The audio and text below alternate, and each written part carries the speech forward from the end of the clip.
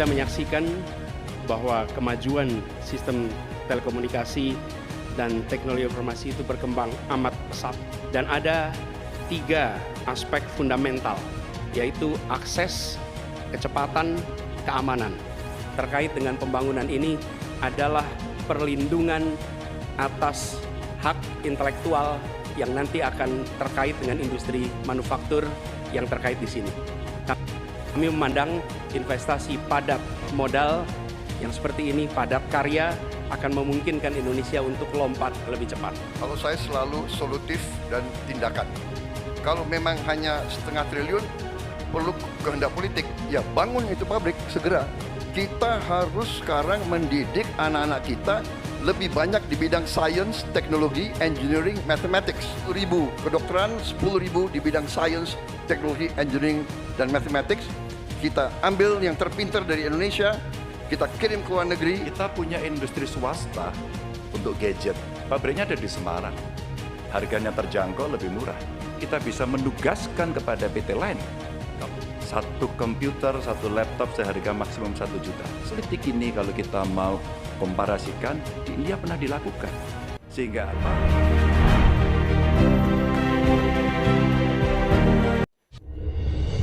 Kedaulatan teknologi informasi Indonesia terancam.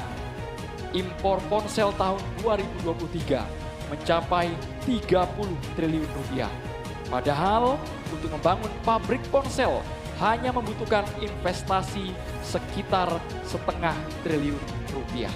Pertanyaannya Bapak, apa langkah strategis paslon membangun kedaulatan manufaktur telekomunikasi dan teknologi informasi di Indonesia?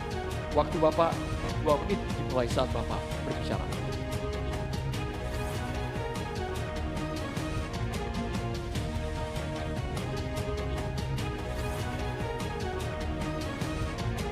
Terima kasih. Kita menyaksikan bahwa kemajuan sistem telekomunikasi dan teknologi informasi itu berkembang amat pesat. Karena itu, Indonesia tidak boleh ketinggalan. Dan gagasan kita adalah 1, peningkatan kualitas manusia dan inovasi di sektor teknologi informasi dengan cara pairing, berpasangan, mendatangkan pakar untuk bisa melakukan alih teknologi bersama-sama.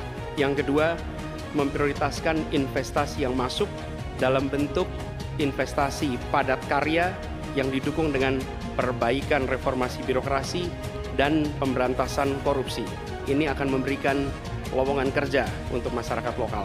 Dan ada 3 aspek fundamental, yaitu akses, kecepatan, keamanan, yang ini menjadi prioritas. Sehingga dengan cara seperti itu, ketika kita mengundang untuk melakukan investasi, kita akan bisa menyiapkan infrastrukturnya. Hal yang tidak kalah penting terkait dengan pembangunan ini adalah perlindungan atas hak intelektual yang nanti akan terkait dengan industri manufaktur yang terkait di sini. Kami memandang investasi padat modal yang seperti ini, padat karya, akan memungkinkan Indonesia untuk lompat lebih cepat. Demikian jawaban kami. Terima kasih. Masih ada waktu Bapak, masih ada 33 detik. Cukup. Baik.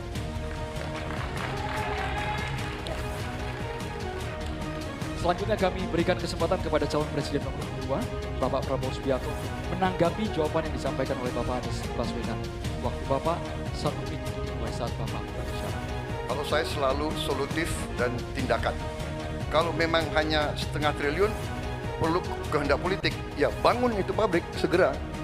Jadi itu pertama. Kedua, masalah teknologi selalu berurusan dengan sumber daya manusia. Kita harus sekarang mendidik anak-anak kita lebih banyak di bidang sains, teknologi, engineering, mathematics. Ini sangat mutlak. Baru kita bisa bersaing. Kalau kita tidak punya awaknya bagaimana? Jadi program kami memberi beasiswa. Tadi saya sudah katakan 10.000 kedokteran, 10.000 di bidang sains, teknologi, engineering, dan mathematics. Kita ambil yang terpintar dari Indonesia, kita kirim ke luar negeri, kita bangun fakultas-fakultas STEM yang lebih banyak lagi di Indonesia. Baru kita rebut teknologi, saudara. Dan yang penting kehendak politik. Ya bangun pabrik itu. Saya kira itu saja, selesai. Mohon tenang hadirin sekalian. Harap tenang terlebih dahulu. Tolong tenang. Selanjutnya calon presiden nomor urut 3, Bapak Ganjar Pranowo untuk menanggapi atas jawaban yang disampaikan oleh Bapak Anies Rashid Baswedan. Silakan Bapak Ganjar, waktu Bapak 1 menit dimulai saat Bapak berbicara. Kita punya industri swasta untuk gadget. Pabriknya ada di Semarang. Harganya terjangkau, lebih murah. Kalau itu bisa masuk e-katalog kita, sebenarnya kita bisa membantu dia. Atau yang kedua, kita bisa menugaskan kepada PT lain.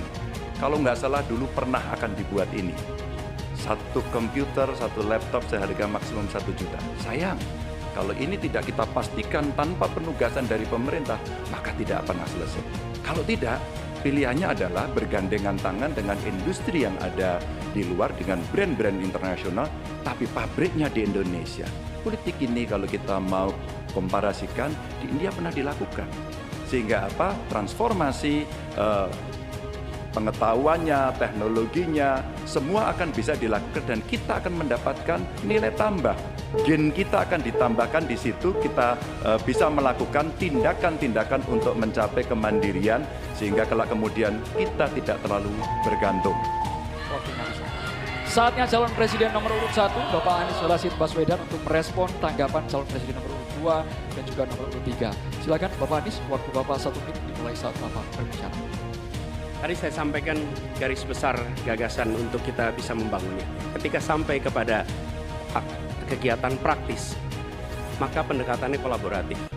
Negara adalah regulator dan negara memberikan ekosistem yang sehat. Panggil pelaku yang selama ini terlibat, baik swasta maupun BUMN.